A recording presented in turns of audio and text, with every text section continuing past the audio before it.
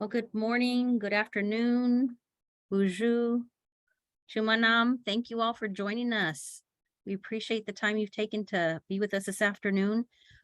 Had a few minor technical difficulties as some people are addressing bad weather in their area, but we're really glad that you've chosen to be with us this afternoon so that we can spend some time together gathering some more tools for our toolbox so we can be better prepared to serve our communities in need, our tribal communities, our families, those who we journey with in this important topic of self-care.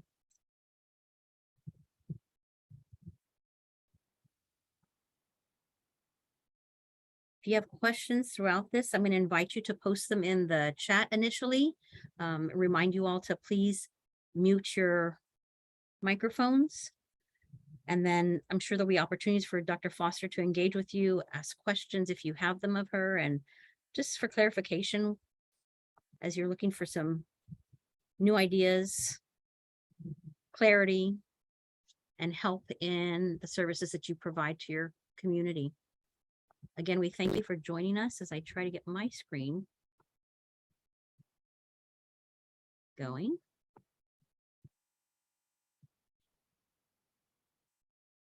If you're here with us this afternoon at the 1 o'clock time slot, Central Time Zone that is, you're here for the session with Dr. Rebecca Crawford Foster. It's all about self-care as prevention, choosing a good path towards healing. And this is the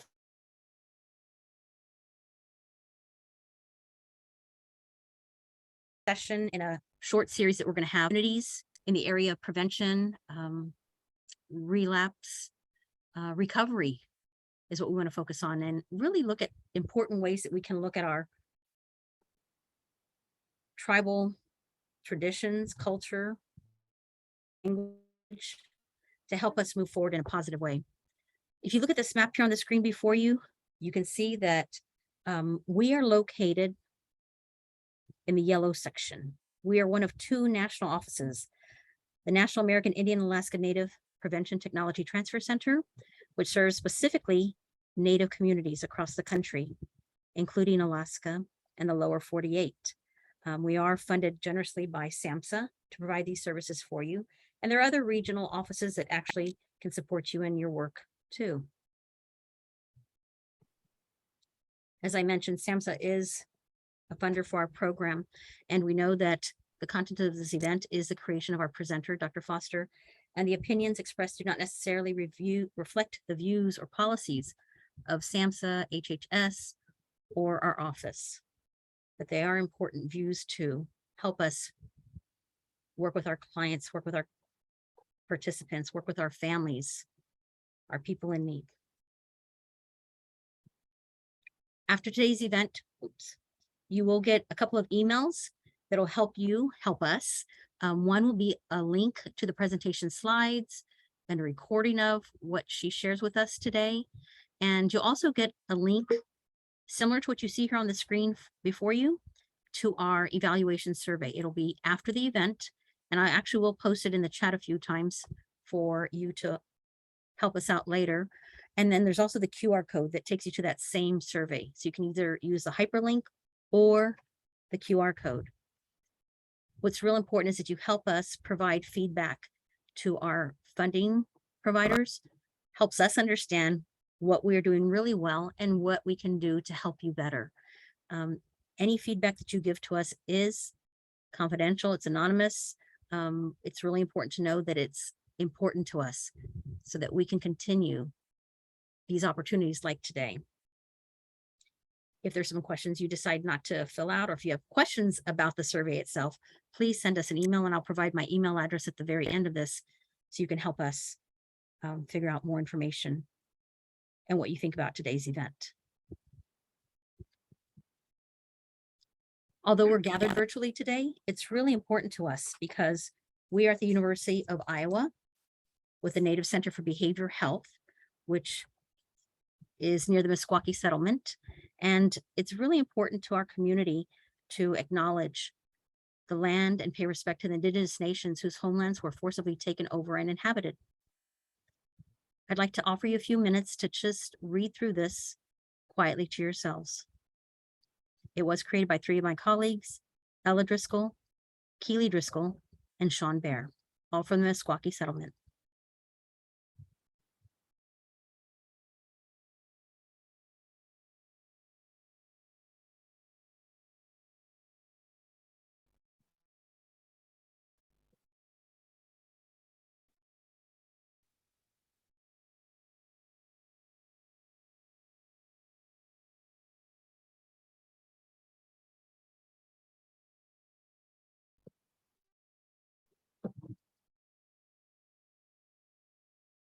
Again, thank you for joining us. I appreciate you spending time with us this afternoon. I'm Dr. Allison Bays, and I'm the program coordinator for the National Prevention Technology Transfer Center for the American Indian Alaska Native Communities. Our presenter for today is Dr. Rebecca Foster. She was born and raised on the Blackfeet Reservation in northern Montana. And as you can see, she has a lot of education behind her to support her in her efforts. And she's gone from a bachelor's in psychology to her master's degree in educational counseling, and then a PhD in psychology. And that wasn't enough because she went back for more so that she can continue to serve our communities. Her postdoctoral master's of science was in clinical psychopharmacology. She has worked as an assistant professor in North Dakota.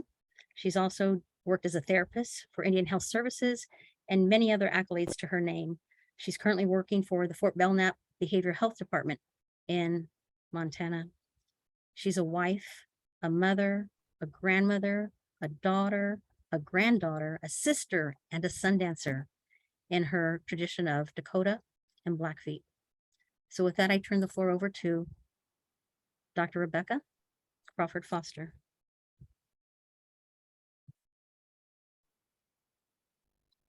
Hi, I think I'm going to turn the video on for a second so you can see what I look like. Okay, there I am. Just so you know, I got up and showered and combed my hair today. My life is kind of crazy like all of yours, but I'm really honored to be here. Like I was introduced, I have a background to a lot of education, and sometimes it feels like I know, and other times it feels like I'm just beginning again. So I grew up, I was born and raised on the Blackfeet Reservation in northern Montana. I'm Mumskapekuni in Dakota. My grandfather is from Fort Peck, and so I spent a lot of time down at Fort Peck. I became really interested in helping our people in mental health because I got the opportunity just out of college to work at a juvenile detention center on the reservation, and didn't know what I was doing because I had a BA in psychology, and you really can't do anything with that. But I had the privilege of working with an older lady who became a very, very close friend of mine, who happened to work at an Indian boarding school. And she taught me a lot about working with adolescents.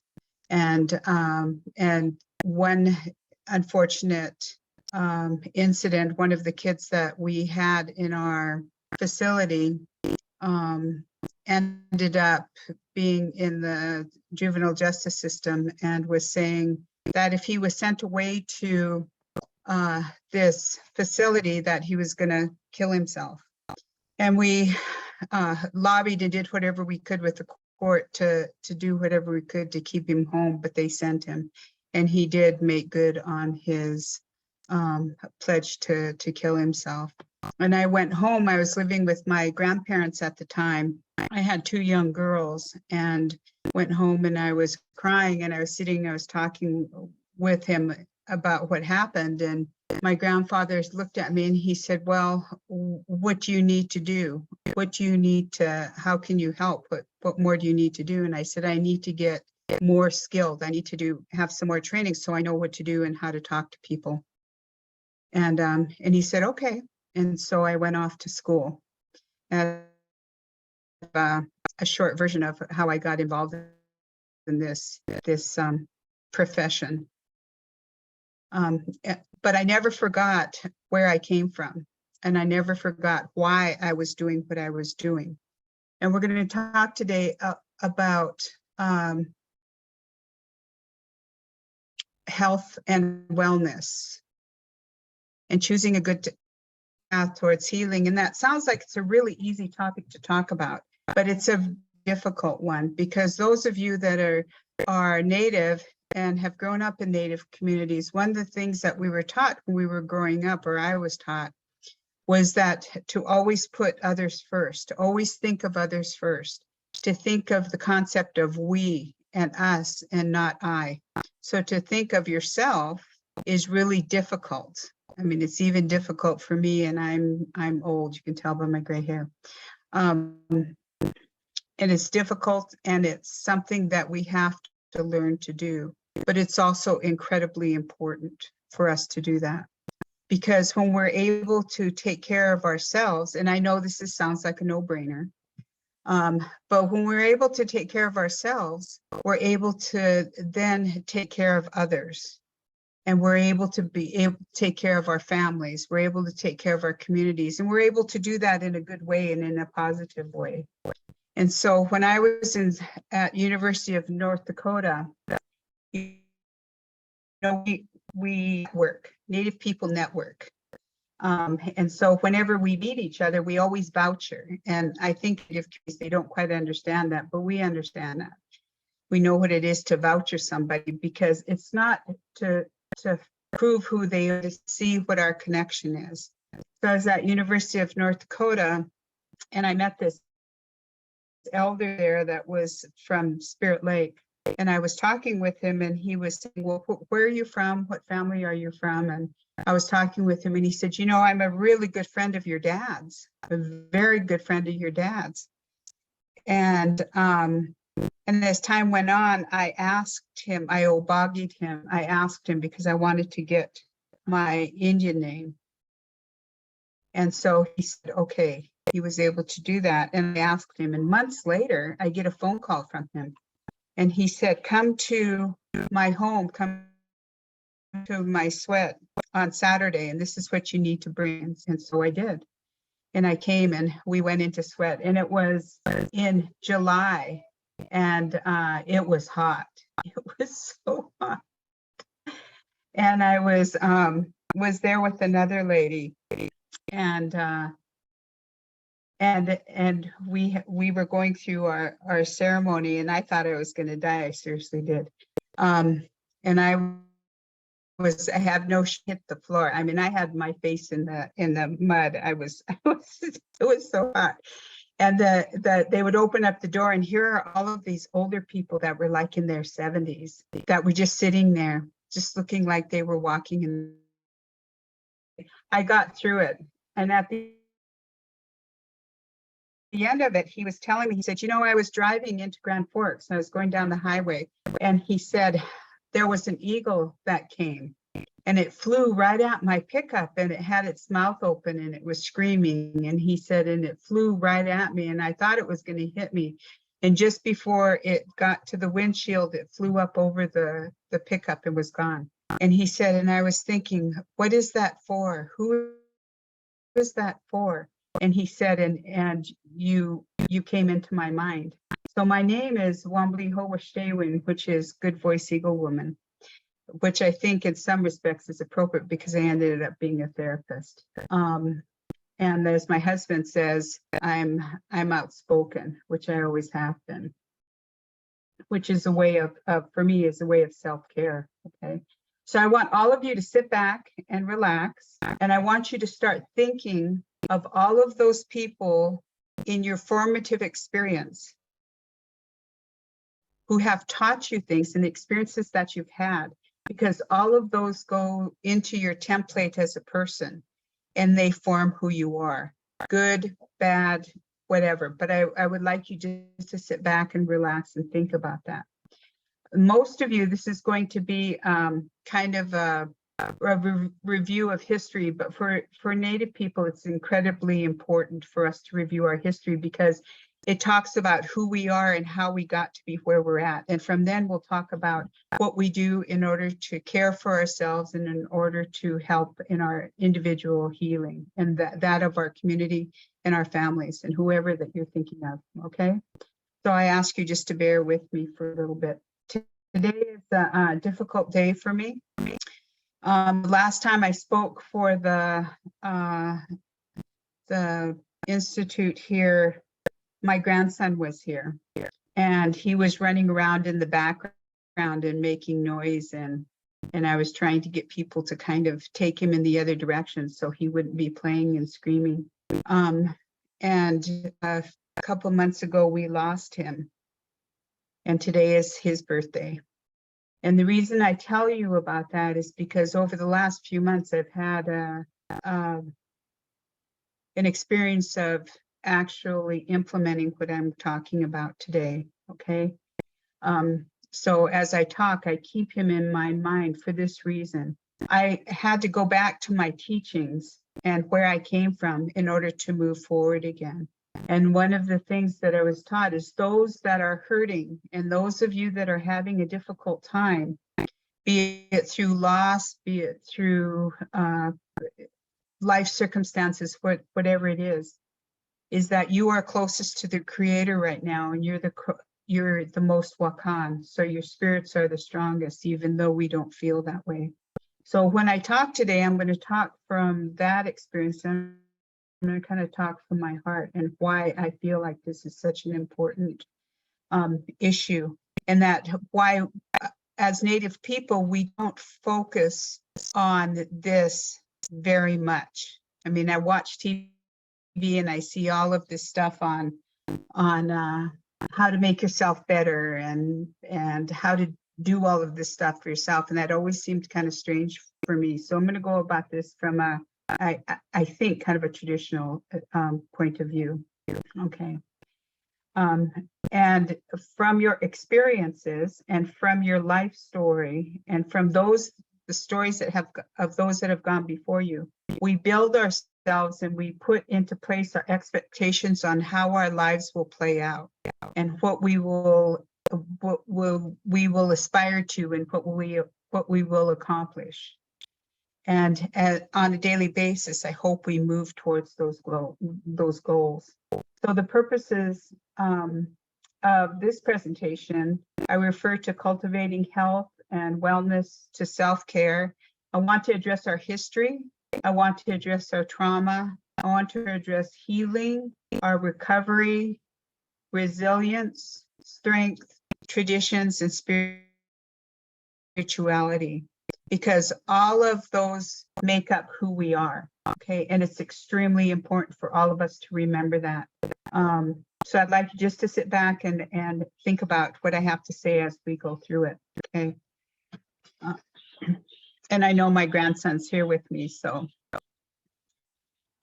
this is a good day, okay? One of the reasons that we push ourselves towards self-care and healing and recovering has to do a lot with our background, has to do a lot with our history, because each one of you has a rich family history and a rich tribal history for those of you that are tribal people.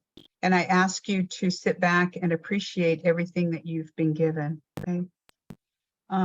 And because our culture and our history, even though we may not speak our native language on a daily basis, that is ingrained in us. Our culture and our traditions and everything of who we are ingrained in us.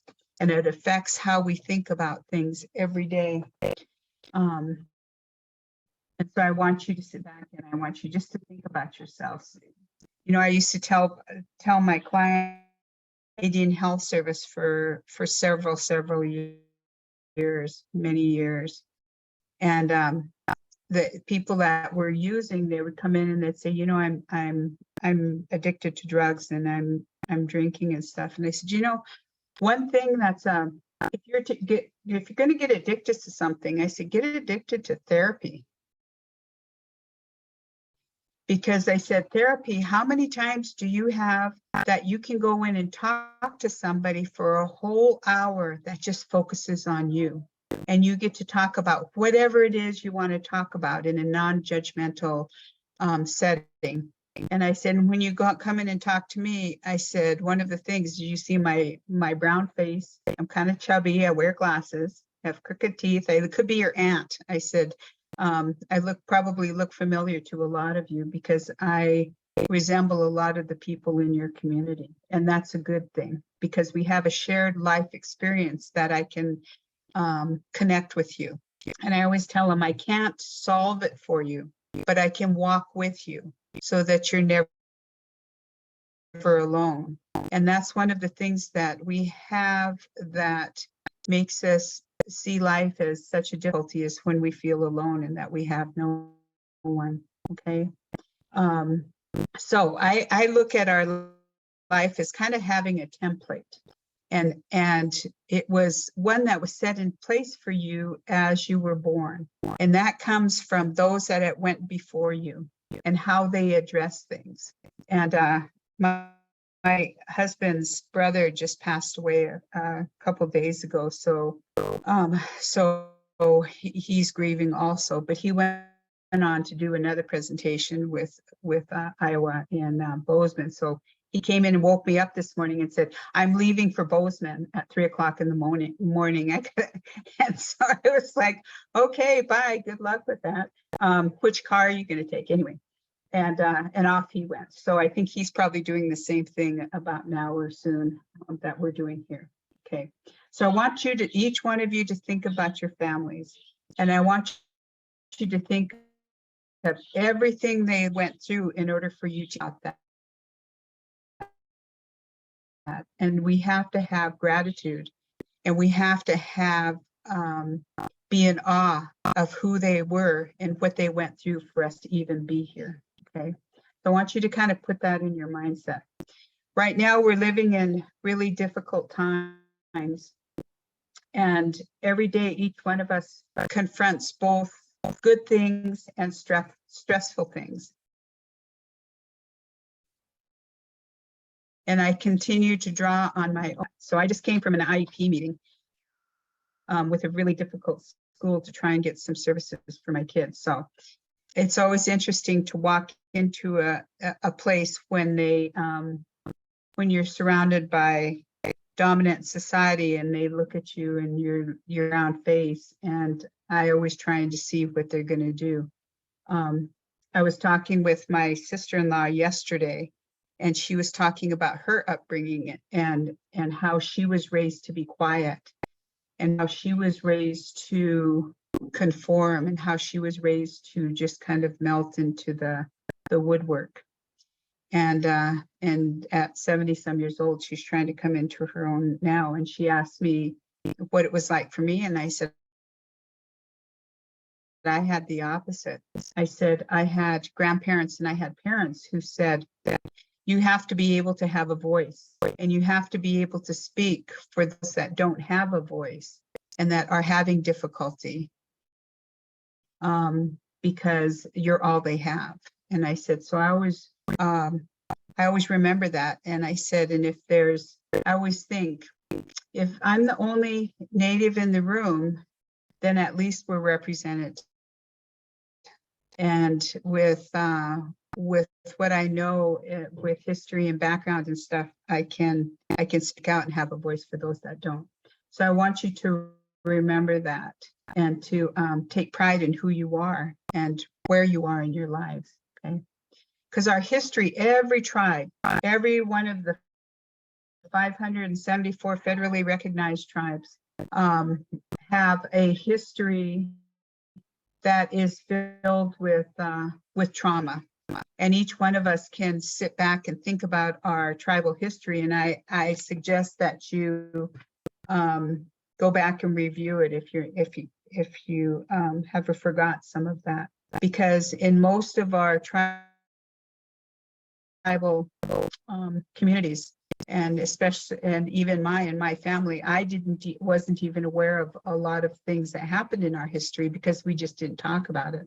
And one of the things that happened was for the Blackfeet, and I know for every tribe, I hope I'm coming through okay. For every tribe, we've had massacres, we've had genocide, we've had all of these horrible things that have happened. And people will say, you know, you focus on the negative, and I say I don't. I focus on reality and what it was in our history, because it makes us who we are.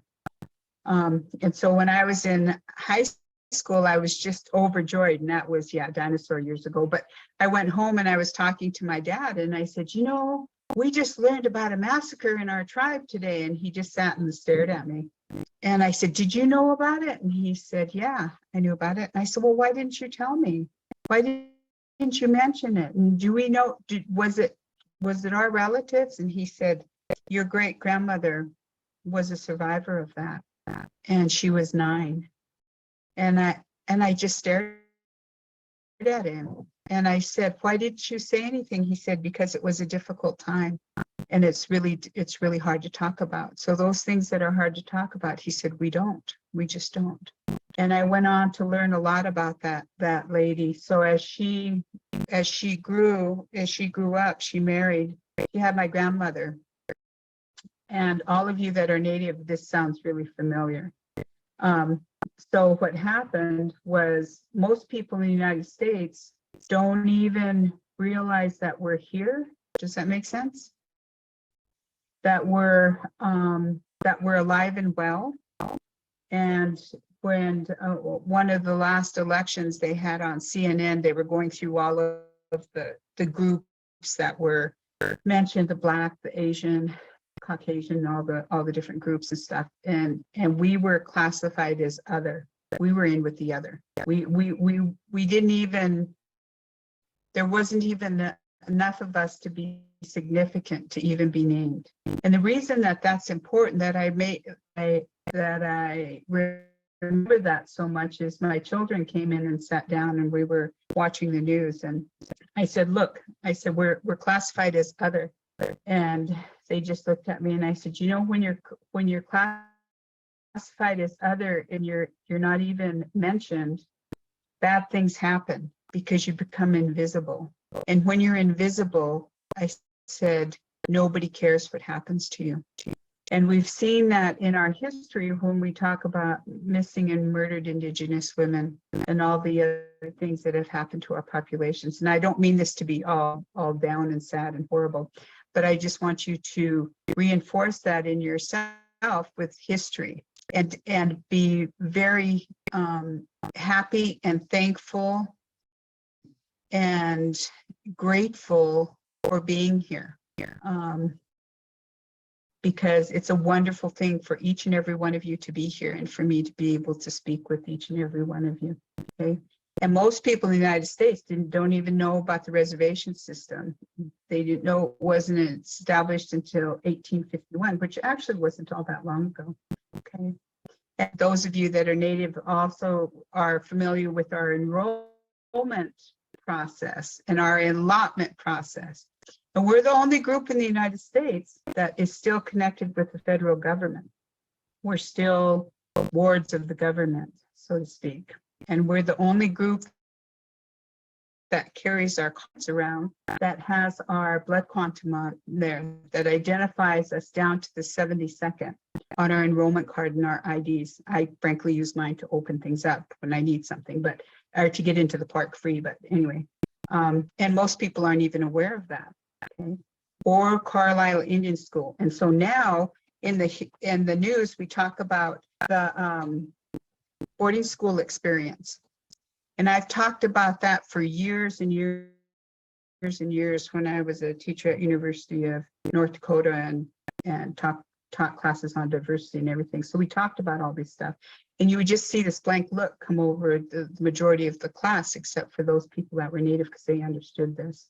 And so I would say to people, imagine, because all of you are aware of this, imagine what it would be like in September and October for someone to come into your home, the police to come into your home, and to take your children, and to take them away and send them to schools when you don't even know where they went or if they're ever going to come back. And so my grandmother, so that wasn't that long ago, was sent to Carlisle Indian School. They took her when she was 8. She came back when she was 18. And a colleague of mine referred to that time, a colleague of mine in Washington, she referred to that time as the scoop. And I like that term because they would come and scoop up the children. So my grandparents and my great-grandparents were part of that system. Now, if you think about it, when we talk about families and we talk about traditions and we talk about even our own developmental experience, when we have children, think about all the things that you teach your children as far as being a family member, as far as being culture, traditional, from the age of 8 to 18. They don't learn if they're in a military school, okay? I want you to think about that. And, you know, we weren't even citizens until 1924. So as we think of all of these things, this goes into each one of us and how we form our identity of ourselves and who we are, because that intergenerational trauma is still with us. We still feel that, you know, we still feel that. And so my daughters, my older daughters, those two that I was talking about, that I was staying with my grandfather, he was taken and sent from Montana to Nebraska to boarding school. And a couple of years ago, our older girls were home for Christmas, and they said, we were doing stockings or something, and they said,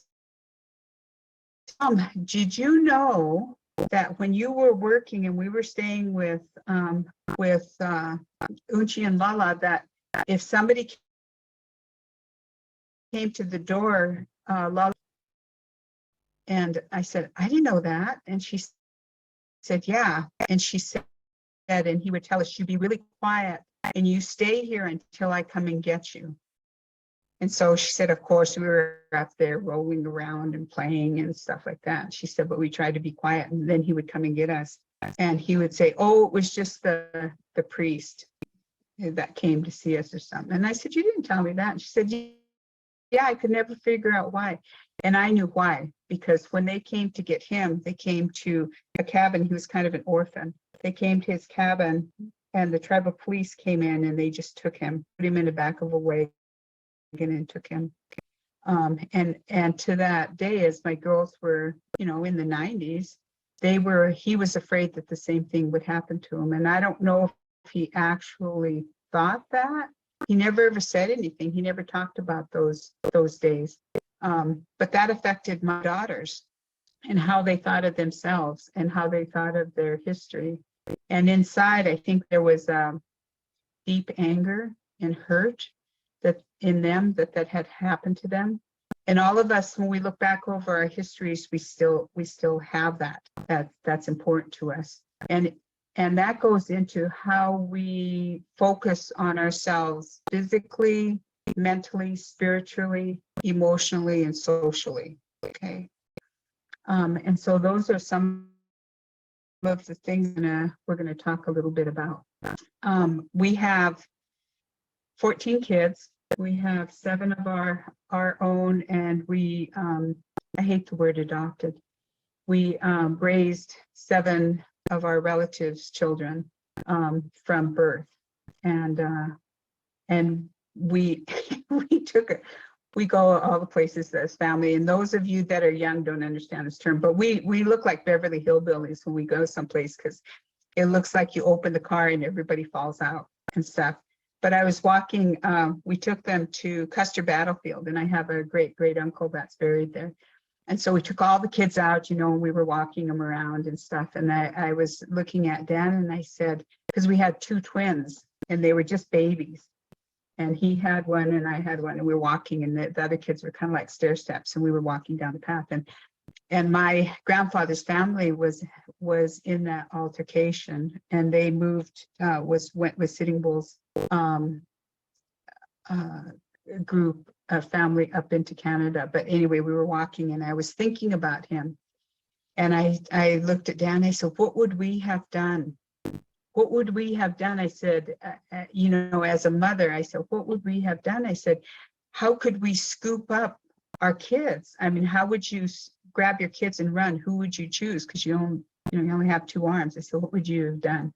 And so I talked about that with my kids. And I said, one of the things that happens is that we need to remember where we come from in order to build a solid foundation on where we go. And we can do that in so many different ways, and it can be a healthy way. So those of you that grew up on the reservation like I did, or that worked on the reservation, I had the honor of working back home with my own on the Blackfeet Reservation, and we went to Rosebud. So we worked in South Dakota for a number of years and had the honor of being there to provide services. And I say honor because I think we saw everything. And the one thing that happened is I always was so amazed at the strength and resiliency of Native people. And I always wonder why, how we do that. And I say we because each one of us has that strength and resiliency inside of us. If you look for it, you'll find it. And especially, I was always just amazed to work with the kids and to see how they viewed their life and to help them in their view. And so one of the things that would happen with kids and adolescents. So they would come in and work with me, and I would sit down, and I would have all of my degrees on my wall. My non-Indian colleagues would come in and say, why do you do that? I just have my 1 degree on my wall, my MD degree or whatever it is on my wall. And I say, I do that because I want whatever Native child that comes in to see me to see all of those and to look at me. I said, here I am with my little brown face, my glasses, kind of chubby.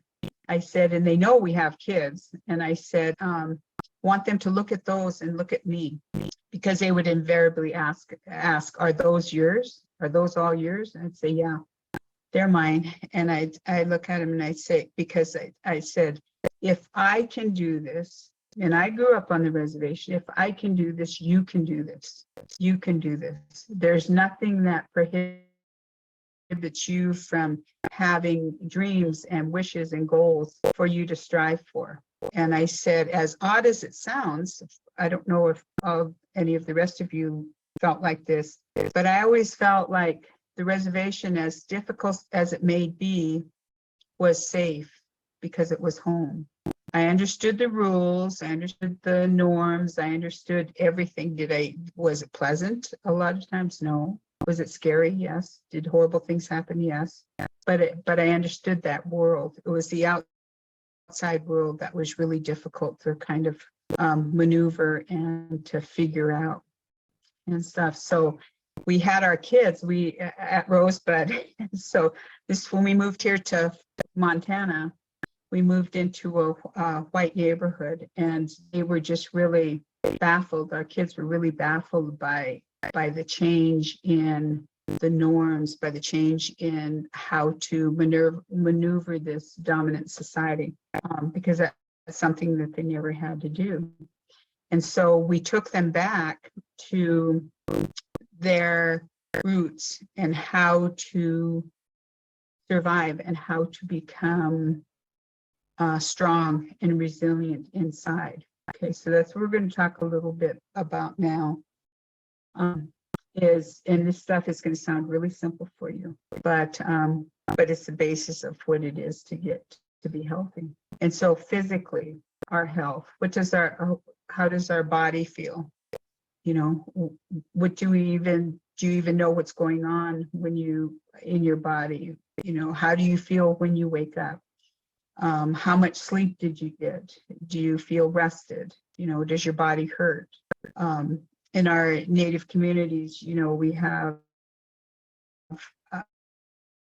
high rates of diabetes and arthritis and heart disease, and that's not even addressing the mental health issues that we deal with. But we have to define what is normal for us and what we want to have in our lives and how we want to feel. And it was surprising to me that a number of the kids that I worked with didn't really see a future. They didn't really see a future. They saw their lives going up through high school, but they really didn't see what was beyond that. And so I would say, well, what would you like to do? What are your dreams? What would you really like to strive for? If you could have anything, what would you like to do? And stuff. And I said, because the reservation can be one of two things. It can be a prison because you're afraid to leave.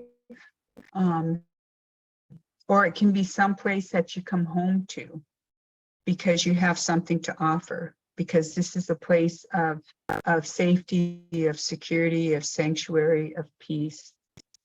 And I said, same place, just two different ways of looking at it. And so I said, some of you that are extremely bright, because we have some really bright kids, I said, what would you like to do? Well, I would like to, and I said, I would always get them to dream, to try and dream about what they wanted, because each one of us have a dream of what we want to do and how we want to lead our life and what we want to do with our life. Mine was to always help people. And frankly, I'm kind of nosy. So I think I'm in the right profession, because I always wanted to know what was going on with so-and-so. On the reservation, if you don't know stuff, you just make it up. And that's why that I love watching that new show, or if I haven't watched it, all of the episodes, but Reservation Dogs, and then the new one that came out with Dark Winds, one on the Navajo Reservation, because I like those books. But it was funny because if you watch those, for those that have Native humor, my daughters are we were all just cracking up.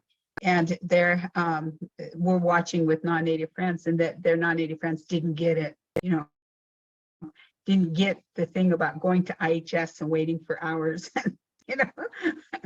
or standing in line and doing stuff. Because they had the one episode where the woman was like, what's your name? Where do you live?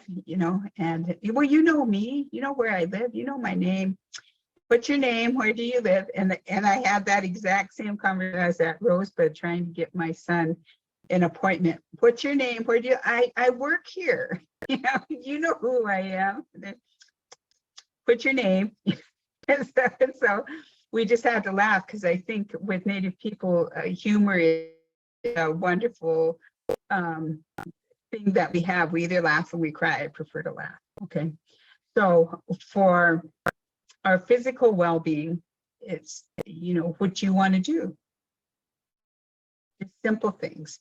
Do you like to walk? Do you like to ride a bike? I have a colleague who rides bikes all over, and she's amazing.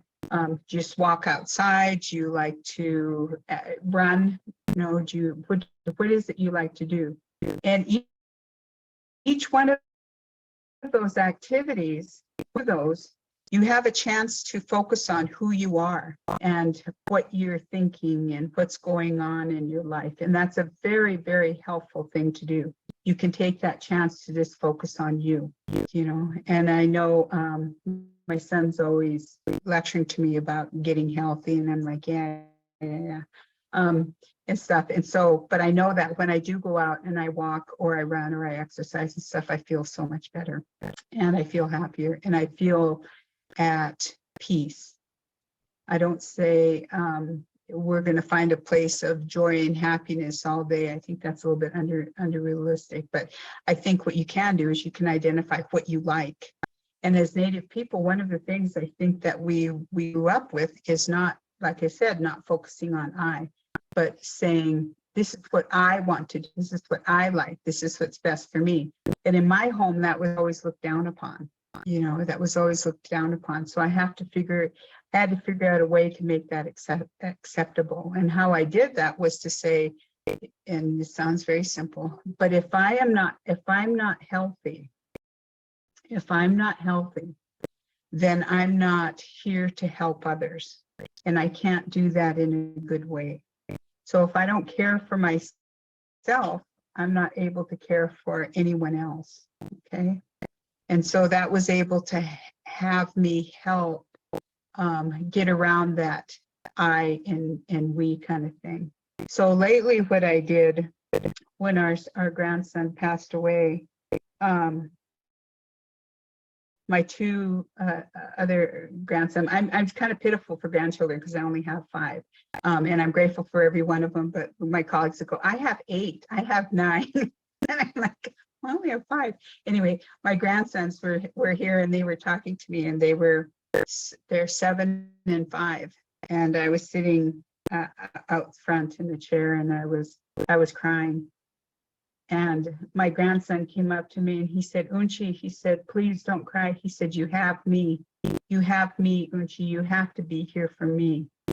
And I realized that I had a responsibility to find a way to keep going, but also to do it in a way that was healthy for me, but for everybody else. Does that make some sense?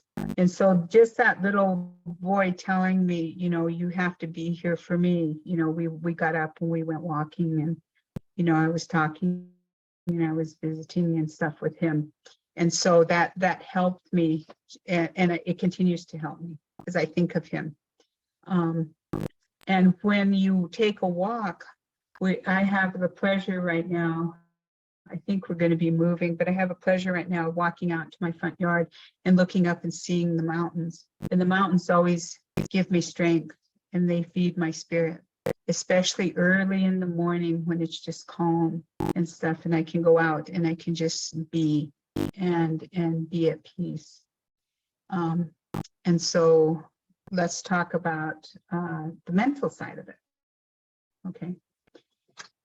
And I want you to think and focus on self-acceptance and compassion for yourself and kindness for yourself, because most of us don't do that. We may be kind to everybody else. We may have compassion for everybody else. We may be able to show acceptance for other people, but we're not as kind to ourselves as we are to others. And I think that goes back to that I and we concept. Okay. And that was so instilled in us, especially women. I don't mean to slam guys, because I'm not going to, but we do.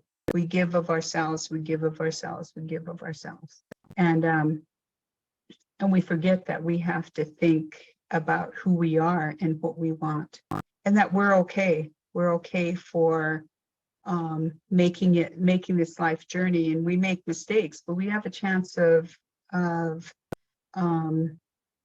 making things better for others, you know, and having compassion for ourselves when we just are feeling like we can't keep going, you know, and we need rest, and we need a place where we can go to where we can find some strength. Okay. And for me, that is going inside and remembering where I came from, and also focusing on what I know traditionally and culturally. I find that when I'm struggling the most, that's what I go to. That's what I go to in order to help me focus, in order to help me remain strong, because I know I am a strong person and stuff, but like everyone else, you get tired.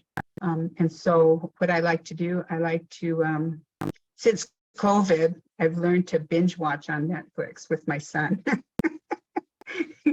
So he picks out something, and we kind of binge watch, and I visit with him. I talk with him. So he tells me all of his hopes and dreams, and he's high functioning autism. So for him to talk and to tell me about what he's thinking is difficult, but that's our time to be able to do that. And I am just so happy to watch him as his joy in life, you know, and the possibility of his futures. And I like to read, and I like to listen to music, and when I'm driving, I binge on audiobooks and stuff, and so that brings me peace, and I enjoy doing that. So that really helps me. And I study. I find different things that I enjoy studying. Like I have a chemistry book that I'm reading. I know that sounds nerdy, but I like to do things like that. So that just brings me, I like to gain knowledge. And so I know something about myself, and I know that that brings me peace and that brings me a sense of accomplishment. And so I want you to think about those things that bring you a sense of peace. I'm not going to say happiness. I'm going to say a sense of peace. And the more that you do that, you focus on who you are and what you want and what makes life good, for you.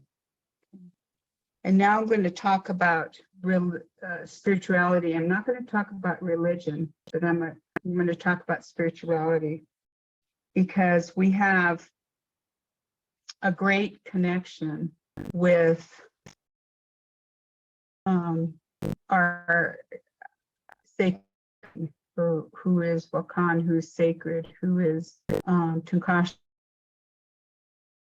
who is the person in the spirit that flows in each one of us.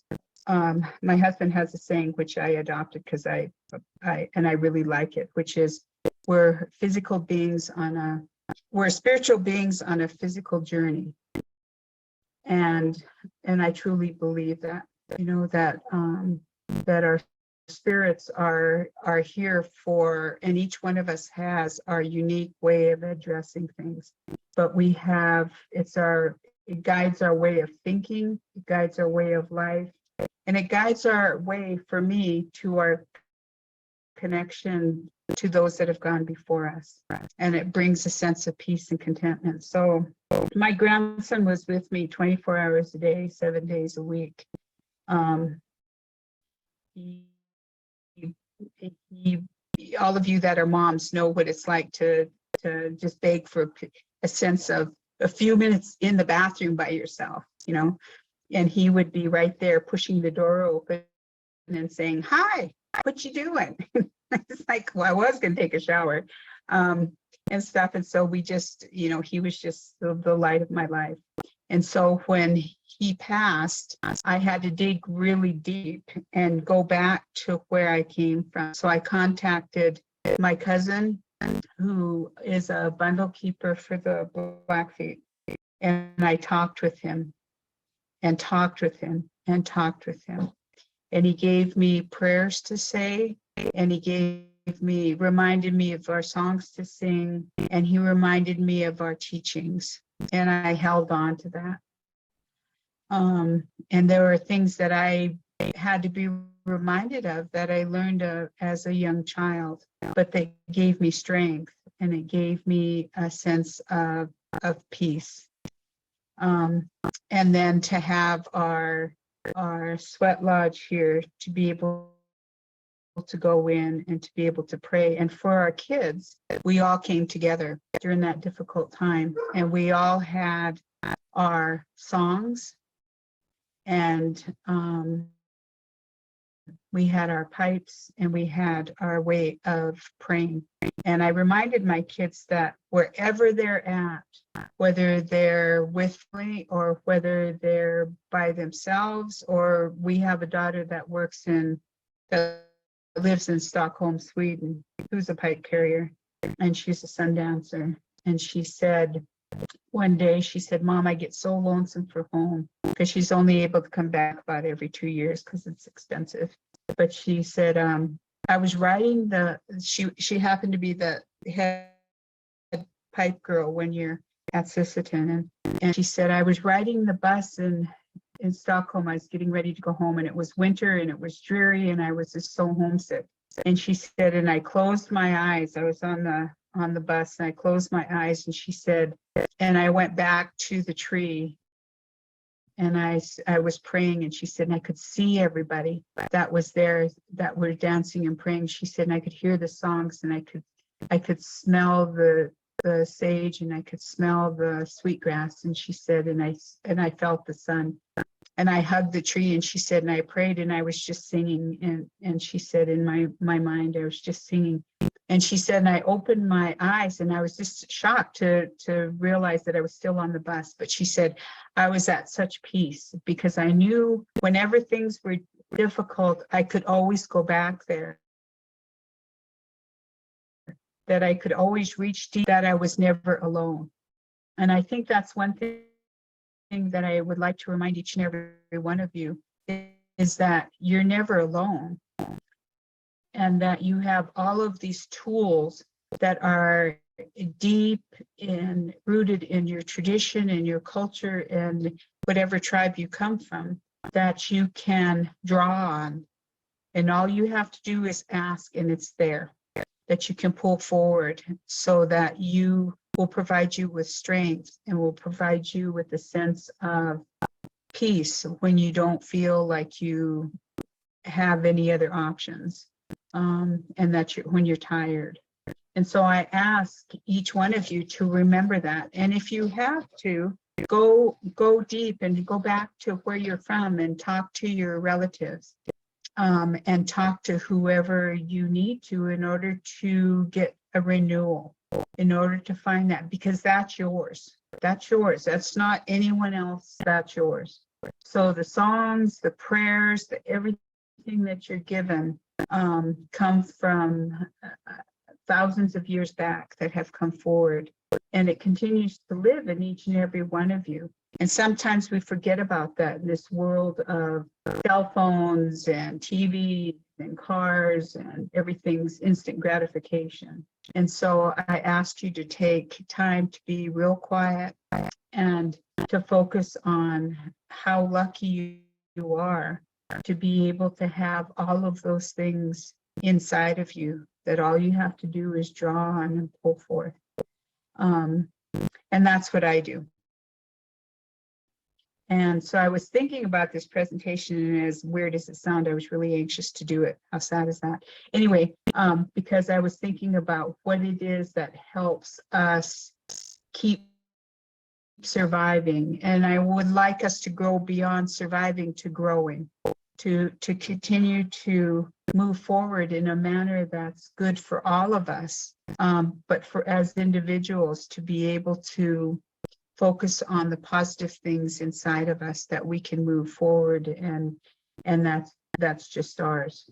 So what I'd like you to do is, while I'm finishing talking, is if you take out a piece of paper and list 4 things, I don't care what they are, but just list 4 things that give your spirit a sense of self and a sense of peace, because those are the things that you will gravitate to. And one of those things is, whenever I'm feeling at my lowest or whenever I'm struggling, I always go back to those people that can give me knowledge and support.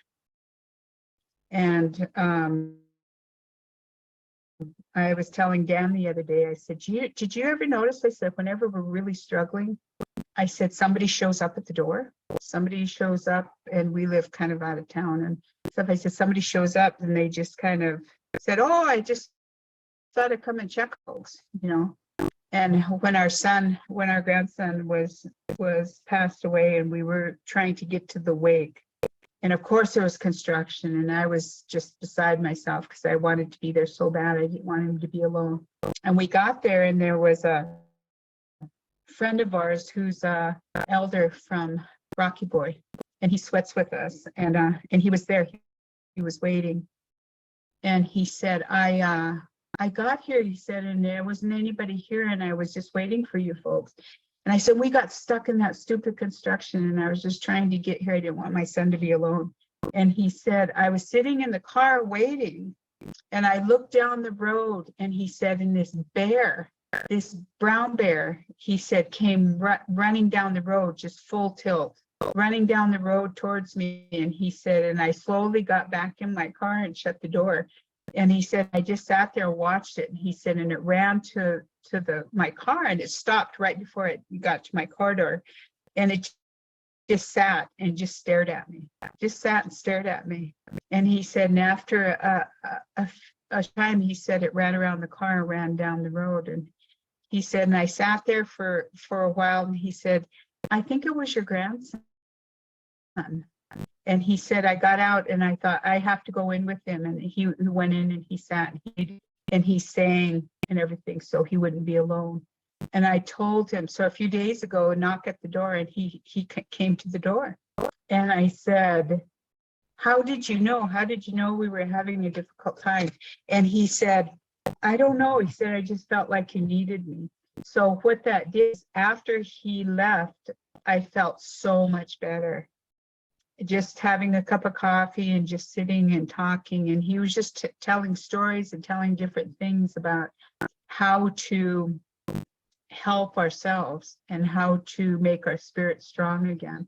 So he said, always go back to your teachings. And he said, and always pray, always pray. And he said, and pray for those people that are struggling. He said, always pray for those people that are struggling. And he said, because there's always somebody praying for you. It goes in a circle. So he said, you can always pray for someone who's having a really difficult time. And he said, in some place in the world, he said, someone is sending good prayers your way. And so I ask that each one of you, as we, are kind of getting ready to wrap up here in a few minutes, is to remember each one of your teachings that you have in your own families, in your own tribes, ceremonial tribes, or if you're participating with another tribal group that you've been with, I seriously don't care what it is, as long as it's something. So with one of the things that happens is, we turn to song, we turn to ceremony, we turn to me, I turn to my pipe, I reach out to my other family members, I reach out to other healers. With the Blackfeet, we have bundle keepers. And so I reached out to my cousin. And I also reach out when I have dreams, because dreams and dreams and stuff, and each one of us can do that. I was just laughing the other day. I was talking to Dan. I said, you remember when I first started dancing? I said, and they said, pray, 4 days of prayer, 4 days of prayer and fasting. And he said, yeah. And I said, and I got out there. Oh, I was so excited. I was so excited to be there. And said I got there, and I said I started praying. I said, I think I was done within like half an hour. I prayed for everybody I knew. I prayed for the bugs. I prayed for the birds. I prayed for everything. And I said, then I realized I hadn't even begun. So I invite each one of you, when you're thinking about yourselves, which I hope you do on a daily basis, as you're taking care of so many others in whatever you do as you go through your day, that you spend some time and thinking about who you are and why and how you're so important, okay? Because that's one of the things that when you're hurting, when you're sad, when you're struggling, that's one of the things that it's really easy to be so difficult and so hard on ourselves. We kind of jump on the bus and say, well, if I would have just done this, well, if I'd have just done that, well, I'm a horrible person, or whatever it is you say to yourself. That's so difficult to beat yourself up like that. So I invite you to focus on the good things in your life and the positive things in your life. And even if it's for me, it's my children, and my husband, but it's in my family, but it's also my animals, because we have lots of dogs. I adore my dogs. And in the background, you can hear birds. So we have birds. We have like a zoo here, and I love fish. So we have aquariums here. I just love animals, and they bring me a sense of peace. And so I will sit and watch my fish, and I will sit and I will talk with my dogs, and I'll talk with my cat, and I will walk, and I will do all those things to help me to soothe my spirit when I'm feeling like I'm tired, or I feeling like I'm injured. And so I will go ahead and do that. So I don't know, are there any questions or? Thank you, Dr. Foster. Yeah, I feel like there's some folks, I know a few have put things in the chat reflecting on their own communities, their own upbringing. So at this time, we have opportunity for some questions with Dr. Foster. I know somebody put one in the chat. Jean, did you want to share that out loud? You can unmute yourself if that helps. Okay. I find in my small community here in South Dakota, Mitakoya, hello relatives, but I try, thank you, Pidamaya. I try to encourage the women that share their struggles with me, and I want to talk about self-care, but their response is like, I'll say, just take 5 minutes in the morning to meditate or say a prayer, whatever you're comfortable with it. And they go, I don't have time, I have kids. So I was trying to think of a way to how I would encourage them that self-care will help build themselves to be a better person. Does that make sense? Yeah. Okay. And I think one of the things that happens as women, as Native women, like you said, we're always into, I got to take care of kids, I got to take care of all this other stuff. But the one teaching that we forget is that we're also the source of life for our people. And we need to be able to be healthy. We need to be able to address ourselves in a good way. And we forget that. We forget how important we are as life givers. And that's what I tell the young women is you are so important and you're so sacred as a life giver. I wish that you would remember that about yourself and honor yourself. So what I would tell my clients is I said, you know, everybody's busy, but I hope we all have to take a shower once in a while, you know, or take a bath. And that's usually hopefully longer than 5 minutes, but usually in the shower is the time for us to be able just to think about me, you know, and you can cry in the shower, you can scream in the shower, nobody hears you, you know, and stuff. And so I would tell them, well, when you take a shower, think about yourself, you know. When you're cooking, you think about, oh, this is so good. You know, I'm a really good cook. I really like to do this. You think of something that makes you happy.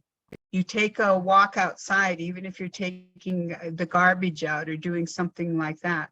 You take and you stop and you take a few minutes and look around you and look at how lucky you are to be here and how much gratitude we have for who we are, you know, and stuff. So one of the things that I would encourage that, and it's small, or to even having a friend to be able to go over and have tea with or coffee with. And you can say, well, I'm going over to, you know, my friend's house and we're gonna whatever. And you sit and you have coffee, but as much as you're taking care of them, they're taking care of you. You know, and just to have that few minutes to connect with somebody that truly enjoys your company, that you can laugh with, that you can enjoy just being with, is medicine in itself. So I would encourage small things, because we always, as women, we always find excuses for something. No, I can't do that. I'm too busy. I have too many things, too many other people to take care of. And I will also tell them, if you're sick, you can't take care of anybody, you know. It's too difficult. So I'm pretty practical. I always go with something that's really easy and small for them to do. So I just say, you know, come take a walk with me, or and you can bring the kids, and the kids can play in the dirt as you're walking, or you can say, or when you take a shower, you know, just take a nice long hot shower and just take some time for yourself. I don't know if that's helpful or not, but that's a suggestion. Yes, I was typing notes, very helpful. Pidamaya, thank you. Thank you, Jean, for your question. Thank you, Dr. Foster. We have another participant, we have Natasha, who has a question for you. Go ahead and unmute yourself so you can speak out loud. Hello, can you hear me? Yes. Hi. Yep. Good afternoon. Good afternoon. My name is Natisha Wagner. I'm from Rosebud, South Dakota, but I live here in the Marty, South Dakota area. I'm a project director over here. I just have a quick question. I just first and foremost want to say, as all of us are thinking, we're all so very sorry for the loss of your Takoja, your grandson, and we're sending our deep, heartfelt condolences, love, and prayers to you and your family. I know that, you know, as children, you know, as Lakotas, we believe, you know, there are Wakaija, our children, they're very sacred. They're Waka, as well as our elders. And I have the honor to work with a lot of children here on the Yankton Sioux Reservation. We service a lot of youth all over Indian country. We're a residential school here in Marty, and these buildings are over 100 years old. So I could sense a lot of, you know, the spiritual presence of our, you know, a lot of our young children were taken. We shared that story. My unchi, she went to the whole, at the time it was the Holy Rosary in Pine Ridge. She attended that and she never talked about it, but my ate, my dad would share stories and he would cry and he said, you know, they always say men can't cry, but it's a part of our healing. And I said, you're right, Ate, it is. And so now working with a lot of our young people here, trying to teach them self-care. So I just really want to just make a comment and thank you so much for sharing your story. And it also helps me as a young person doing this job on how to help our younger children and the younger generations on how to deal with their emotions, their mental health, because they deal and endure so much at home with, you know, addiction, drugs and alcohol and abuse in all forms. So everything that we all do, we help a person in one way or another. And I'm really, really glad that I was able to join this Zoom today because it helps me on how I can help these young kids. So I just wanted to say Wopila Tanka, and you know, thank you so much for your words. And that's all I wanted to say. I have emergency with the student, but I just wanted to thank you for this time and thank you so much for sharing. And again, I'm so sorry for your loss. Okay, thank you. One more thing before you go. Oh, she left. Was that I think with what's really helpful is when we're working with whoever we're working with, is that you remember that they are doing you an honor and to share whatever it is they're giving to you. That doesn't mean that you take it on. That doesn't mean that you keep it. It means that they share it with you.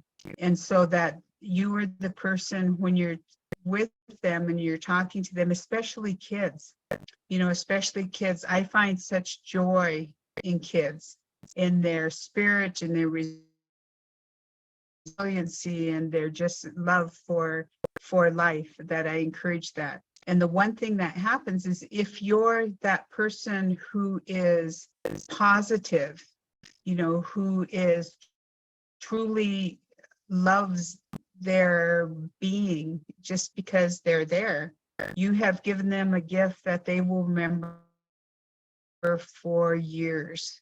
I remember being in the stores. It always happens in the stores by the vegetable section of all places. But I'm really a really good therapist for confidentiality because I'm really bad at names. And so I don't remember people's names. I remember faces, but I don't remember people's names. So I had so many kids that would run up to me and hug me and say, Dr. Crawford, because there's two Dr. Foster, Dr. Crawford, you know, how are you? And I give them a hug and, you know, say, oh, it's so good to see you. How are you, honey? And I call boys honey too. And I say, oh, it's just so good to see you. And I give them a hug. Oh, you look so good. And I would just really, I was truly happy to see them. And they would walk away and I'd say, you take care of yourself now. You know where I am. So if you need me, come and see me. And they'd be going, okay. They walk away and my husband said, you don't know who that is. I said, I haven't the faintest idea who that is. But I must have worked with them because they knew who I was. And I said, and I don't care. I was just so happy to see them smiling. And I was just so happy to see them just being happy and joyful, that that I knew that the time that they spent with me was maybe a good thing for them. And that I got as much joy out of it as they did, because I just enjoyed their life. And so what I will tell my people that I work with is, I said, you know, even during your most difficult times, I'm here for you to talk with. And I care about you. I care about you. I may not be able to solve it, but I care about you. And there are some times in our lives that I may care about you more than you care about you, but I'm here to be with you. And so, you know, we can talk about it, because this is just a moment in time. This passes and stuff. And so I encourage all of you to take care of yourselves and to remember that you're all loved, that you're all cared about, and that you're all treasured, you know. And it's like my grandson would, oh, he was just a Dennis the Menace. But when I was on a call or something, I have plants by my window, and he would stand there and stare at me and pull my plants out and take off with them. And I'd be going, oh, you little monster. You know, he never killed any. I mean, he pulled them out and I was able to replant them, but he would just stand there. And I would say, I'm here. I'm right here for you, son. I'm not leaving you. I'm right here. You know, I will be here for you. So I encourage every one of you to be there for those that you choose that are important in your life, but also be there for yourself. Also be there for yourself, because you're also a gift. And I hope every one of you remember that. Okay. So thank you for having me. Thank you. I appreciate those of you who were able to share, Natisha and Jean, for speaking and sharing your questions and your concerns. And this isn't the end of our series. We want to thank Dr. Rebecca Crawford Foster for her time and her attention and her wisdom and her stories and just everything that you are to our community and how you help our people continue to lead healthier lives. It's important to us. To really follow that good path is key. But you said it so simply. If we can't take care of ourselves, then how are we expected to care for others? So please take time Yeah. for yourselves. As I share the last few screens here, we know some of you shared some really important questions. There are going to be a few emails sent to you on our office's behalf. You'll be getting a link to the presentation, the recording of today's session, and you'll also be getting a follow-up link to our evaluation. Please let us know what we're doing really well and how we can help you continue services to your communities by participating and sharing with us in the follow-up survey. Our next session is going to be in October. I want to say it's October 6th, but just check our website, or if not, look out for an email from our center. I'm Dr. Allison Bays, and I serve as a program coordinator for the center, and our director is actually Dr. Anna Helena Skinstadt, and she is very supportive of the work that you all do, as am I, and we're so grateful for you taking the time to be with us today, sharing about your culture, sharing about your communities, and you're always welcome to follow up and let us know if there are more specific needs your community has. We can do work individually with specific tribal communities, or we can do sessions like this where we open it up to everybody across the country. Trying to read the chat real quick. Yes, she's an amazing, strong spirit. It's been an honor to spend this time with you, Dr. Foster, hearing your advice. I found many nuggets of truths and wisdom from your words. Thank you. Miigwech, Nalitsam. All right, thank you. Bidama yeye, mitaki yasin. You guys have a wonderful day. Okay.